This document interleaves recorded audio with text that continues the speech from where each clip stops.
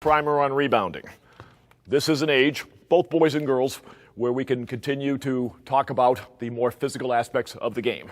One of them, of course, being rebounding, which is bodies on bodies.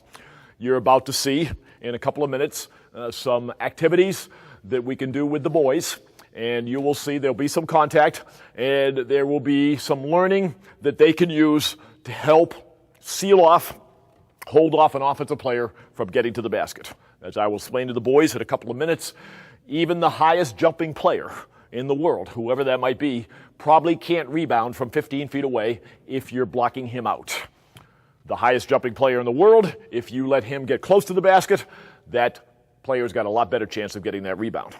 So at this age, it's a great age to begin picking apart that conceptual thing called blocking out, boxing out, keeping an offensive player away from the basket so my defensive team gets the rebound.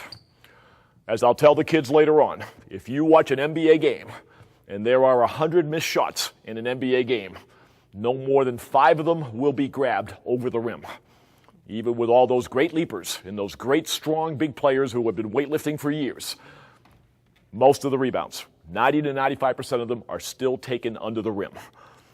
6'10", 7-foot guys with 36-inch vertical jumps who can get their heads over the rim. Still, most of the rebounds are below the hoop. And that's a very good sell to these kids, who, of course, adore these guys who jump over the rim and grab rebounds. But if you go and look at all these games, you'll notice that the vast, vast majority of NBA rebounders, our greatest basketball athletes in the world, are taken below the rim. This is still a game played below the rim, rebounding. If Dwight Howard, 14 of his 15 rebounds a game come below the rim, and he's a 6'10" guy with 39-inch vertical jump, then certainly our 8th grade and 7th grade players understand that this is the below the rim game. Many of your best rebounds will be taken on the ground.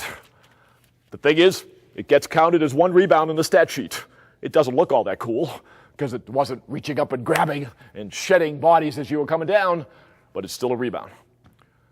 Coaches, you probably already know this, and I've been saying this for years. At upper levels of basketball, and I'd be hesitant to call this an upper level of basketball, 7th and 8th grade. At upper levels of basketball, rebounders always play. Always.